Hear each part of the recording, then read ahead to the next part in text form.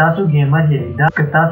یې دا خبره به یو لازم په کور کې اورېدلې ټوله ورځ دې موبایل ته ناست یې ستا بل څه کار شته او که نه ځکه چې د ډېرو خلکو داسې قسمه سوچ چې ګیم زموږ دپاره ښه نه وي خو د ساینس په حساب کې دا هر څه الټه دي نن به موږ د دې په باره کې خبره کوو یونیورسټي اف جنیوا کې نیورو ساینټسټ یو ټیم دا پته ولګوله کم خلک چې په هفته کې 5 نه واله 10 ګنټو پورې اکشن ګیمونه کوي فار ایگزامپل کاونټر سټرایک برادر ان آرمي کال اف ډیوټي پبجي دې په نسبت کم چې ګیمونه نه کوي د هغو نه 2-3 ګونه نظر سیوای او د اکشن ګیمز د پریکټس د وجې نه هغوی په ډېر شي ډیټا کې لږ شانتي انفارمیشن ډېر زر راوباسلی شي او په دې ریسرچ کې له ډېرو خلکو نه مختلف قسمه ټسټونه واخیستل فار ایگزامپل تاسو ته به اوس په سکرین باندې ورډز راځي تاسو به وایئ چې دا کم کلر کېږي بلیک بلو ریډ خو دا لږ اسان و خو اوس به یې لږ تیز کړو خو زه به یې نه وایم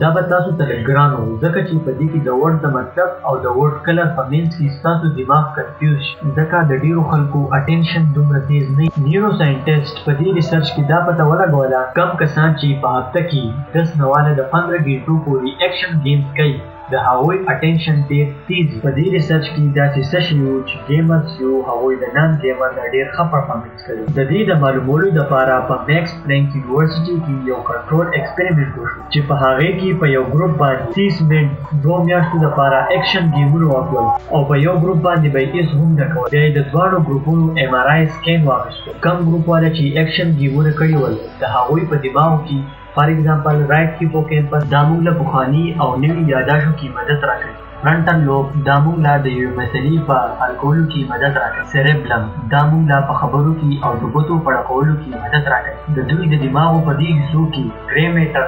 د مخکې نه ډېر سیوا ښکارېده نو د ګرې میټر سیوا کېده مطلب د یو کس انټلیجنسي سیوا کېده نیورو ساینټسټ دا هم وایي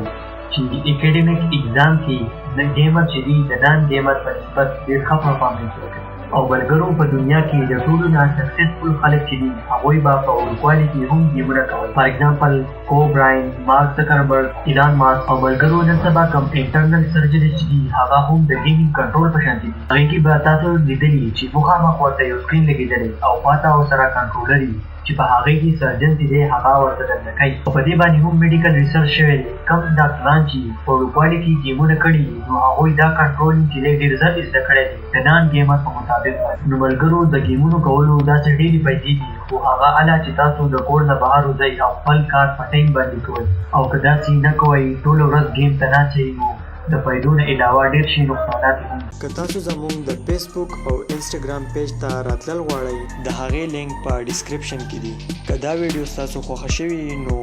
دا ویډیو ضرور لایک کړئ او کامنټ وکړئ او شیر کړئ دا ویډیو د خپل ملګرو سره او سبسکرایب کړئ زموږ د یوټیوب چینل د دې سره به تاسو نوي نوي شیزونه وپېژنئ او ورسره بیل آیکن هم وایئ د دې سره به تاسو ته پته لګي چې موږ نوې ویډیو کله اپلوډ کړله او په آخر کې د کتل لپاره ډیره مننه